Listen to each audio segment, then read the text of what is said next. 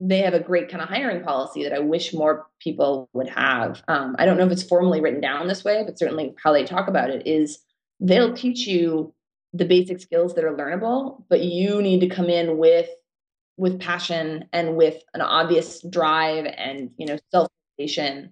And so a lot of the company have non-gaming backgrounds where it's people who have just done really interesting, passionate things, because you can learn how to properly insert, CSVs into a game, or how to properly create the systems management of the weapon system or whatever. But you can't learn how to be self-motivated to figure it out, how to drive the fun making of something. And so that's been kind of what I'm working on now. I've come in pretty entry level because I've just never done it before. But on balance, on the side of that is still my production of FailCon. So FailCon, we actually hired a team for our San Francisco event, and we're working on making these licensed events easier to run, with a more kind of organizational process behind them. That's awesome. It's really awesome you're doing that. I know my wife has been in the hotel business since she got out of high school, and she works with me too with my production company, but she has been working in the hotel business forever, for since high school. I shouldn't say forever. She'd get mad at me. But she just started going to school for fashion design because she's always wanted to do it. So she goes to the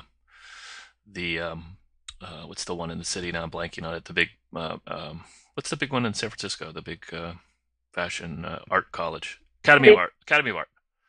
And she does it all online. And she comes home every night, and she's getting straight A's in fashion design because she has a passion for it. Amazing. Good for her. I know it's amazing, and it's so inspiring to me. I just well, I've learned to cook and stuff because she likes to cook too, but she's doing her homework, so now I'm cooking vegetarian meals and things. But I'm just it's so neat for me to see, like you're doing this and like she's doing that. You don't have to stay with your job or whatever. You can always branch out, and we're so lucky to live here. But I guess anybody can now with the internet too, Yeah. to do anything.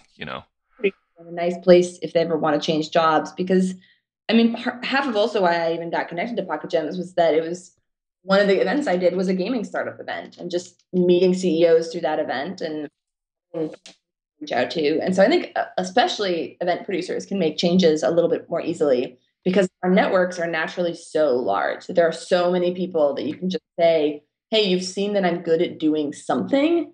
Can you give me a shot at doing something else? Yeah, yeah.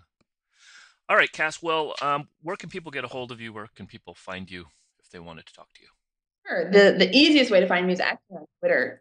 My handle is webwallflower. They can also find me at my website, webwallflower.com. And then just my email, which is my name, Cass, Cass, at webwallflower.com. It's pretty much if you remember the word web wallflower and Google it. That's great. And thank you very much for talking with me this morning. Thank you for having me on the show. It's been a lot of fun. Yeah, I really appreciate it. And maybe when you're in one of these gaming, you can show me how that works now too. I'm not really a gamer. Oh, it's fun. All right, Cass. Thanks so much. Thank you. It was great talking to you. Okay, bye bye. We appreciate and thank you for listening to the Meetings Podcast.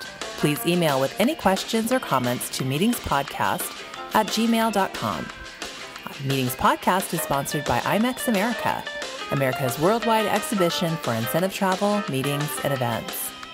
The Meetings Podcast theme music is brought to you by the Delgado Brothers, which can be found at delgadobrothers.com.